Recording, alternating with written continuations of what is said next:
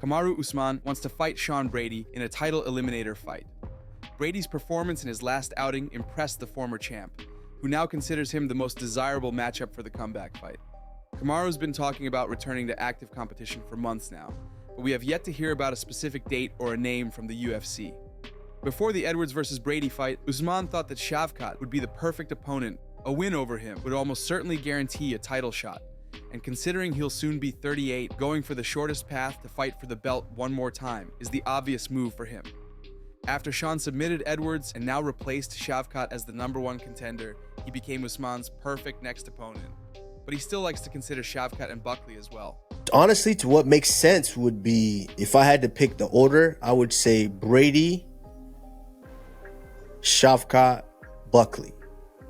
Brady, Shavkat, Buckley. That's what makes sense, because Brady, winner of Brady and I, we fight for the title next. Because if you look at what Sean Brady just did, you just took out a former champion. And then you fight another former champion, and if you're able, which he's not going to be, but if he's able to get through me, it's hard to deny him that he shouldn't fight for the title. Yeah. Who else in the division has a resume like that? No one, if Brady's able to do that. Yeah. Who do you want? Why you I just want one. That? I just want one. That's it. Hey, the order would be, and just based on his performance, because I think it was a fantastic performance. And like I said, I like the guy, and I think, yeah. Okay, so how does Kamaru Usman get the job done? So, hey, Kamaru Usman gets the job done by being Kamaru Usman. It doesn't matter if I'm fighting a southpaw, an orthodox. Michael Bisping and Paul Felder play matchmakers for Leon Edwards, following his loss to Sean Brady.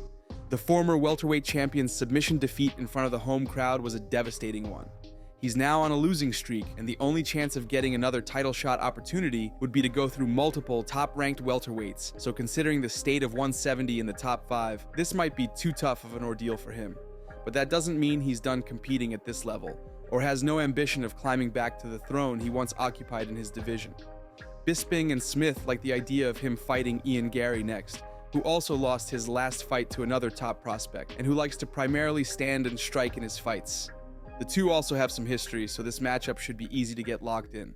I think it's plain and simple. It's UK versus Ireland. Ian Machado, Garry, who lost to Shavkat Rakhmonov. Leon Edwards is no longer the champ. This is a fun matchup. There'll be no wrestling. Maybe Ian Garry might shoot for one here and there. Maybe Leon Edwards does. But predominantly, that's the fight to make right now. Mick Maynard, Sean Shelby, retire. You're not required. That's the fight they need to make. Yeah, I see no reasons why that fight shouldn't happen. And I agree that that's a good fight for both of those guys to have opportunities to be the wrestler in that situation. And I think that they're both skilled enough to do that. I think both guys will at one point try to be the one that's going to initiate some sort of takedown pressure in that fight. And I think they're capable of it against each other, right? It's not a fight where you should be shooting with Sean. It's not a fight that you should really be shooting against a Bilal, where it's not going to work out for you necessarily. But against each other, you can show the MMA world, like, look, I'm still one of the elite. I'm still one of the best. I just had 2 tough fights in a row. And same with Ian Garry. Tom Aspinall was happy after his meeting with the UFC brass in regards to his immediate future and the status of his title unification bout with Jon Jones. He's morphed into a figure that the portion of fans which hate Jones are putting their last hopes on to finally witness him actually losing a fight. And that portion is not too small, so he's been enjoying some public support in this whole mission to get Bones to accept a fight against him. For a while, it did look like Jones was going to walk away, but things appear to have changed in a positive direction. In his latest interview with Helwani, Tom shared that his much-anticipated meeting with the UFC left him happy, and that big news are coming soon. We went across town and met Hunter. That was probably around 10:30, 10, something like that. And we had a nice meal, and we talked everything through. You know, Hunter has always been extremely personable and reasonable with me. I can't say what he's like with other people, I don't know, but with me and my team, he's been nothing but hospitable and fantastic. And we had a fantastic meeting. Everything went amazing. I understand my position now. I understand what the company's doing now. And you got to stay tuned, my friend, because there's some big news coming. Khamzat Chimaev gets into a street fight with a Dagestani Muay Thai champion after sparring gone wrong. One of Chimaev's coaches in Dubai confirmed this to a reporter in a recent interview.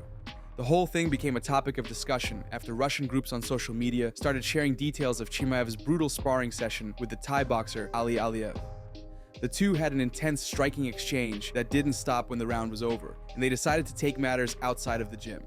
Khamzat's striking coach confirmed that this is true when asked about the validity of the reports. Появилась новость, паблики так любят это тиражировать, что у них спарринг с Али Алиевым, чемпионом по тайскому боксу из Дагестана, закончился как-то очень жестко. А слышал ли ты что-то об этом или видел ли ты что-то из этого? То, что недавно там было в зале, здесь в Дубае? Да, как будто бы закончилось дракой. Да, я видел полное видео. Ну и это действительно был спарринг, который во что-то жесткое, да, перерос? Слушай, это тоже такое, что если никто не выкладывает, если никто ничего не говорит, я тоже ничего об этом говорить. Но мы просмотрели видеозапись с камер, что там было, и было интересно. Big John McCarthy and Josh Thompson call for Jiri Prochazka versus Carlos Ulberg after the New Zealanders' decision win versus Jan Blachowicz. The 42-year-old former champion, coming off a long layoff and 2 shoulder surgeries, came close to winning the fight, but City Kickboxing's Ulberg was able to steal the victory by outworking him just enough. Jan lost the fight by a round, but it's difficult to imagine a scenario where he wins back the title he once held. Even though he's certainly not an easy matchup for anyone in the division, another Glover-like run is highly unlikely. Ulberg, on the other hand, is on an 8-fight winning streak now and will have to fight the elite in the division.